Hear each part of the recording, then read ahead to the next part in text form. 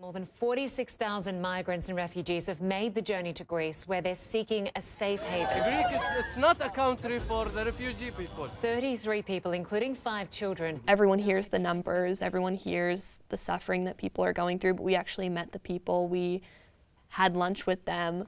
They wanted to take selfies with us, ask us questions. And especially with a lot of media being especially polarized with the election and other political things going on, we felt that we wanted a straightforward approach and like the truth out of the situation instead of polarized media. Based on what you'd seen in the news, what image did you have in your head that you would maybe see as you were flying over there, and then compare it to what you did see on the ground?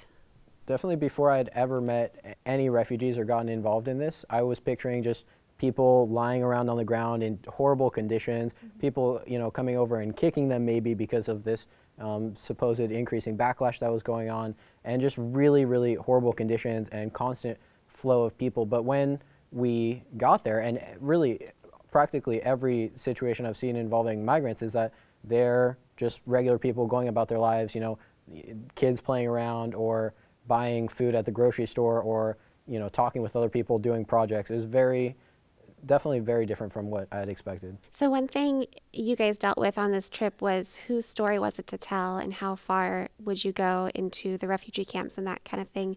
Will you tell me about that? Because we were such a large group of 15 really privileged kids from Southern California, it seemed awkward to go in with the entire group and go into a refugee camp. But just driving past the camps when we were in the bus was very striking, because to me, it did not look like a camp. It looked like a prison. You had 3 to 4 layers of barbed wire fencing and then long rows of basically storage containers with tiny windows cut in every 15 feet. So it was going to have to be baking in there because it was in the middle of summer in the Mediterranean.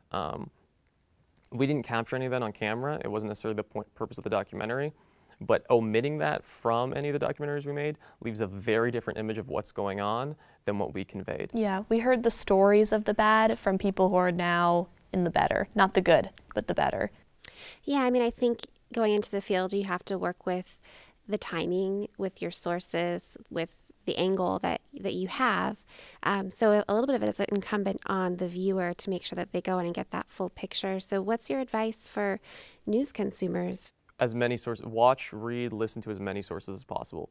And Jonah, so moving forward, working in media, are there practices that you think you'll take with you having gone on this trip? The ambitions and the goals and the dreams that a lot of the people who are going through the refugee crisis have are very pertinent and very real, and it's not just a story of sadness and tragedy, although that is a factor. These people who have gone through, usually some very horrible things, had to leave their family, all the stuff you hear about on the media, are just trying to have regular lives. They don't want to be labeled as, a migrant. They want to be, a doctor or a teacher, and they happen to have a background of having to move their countries.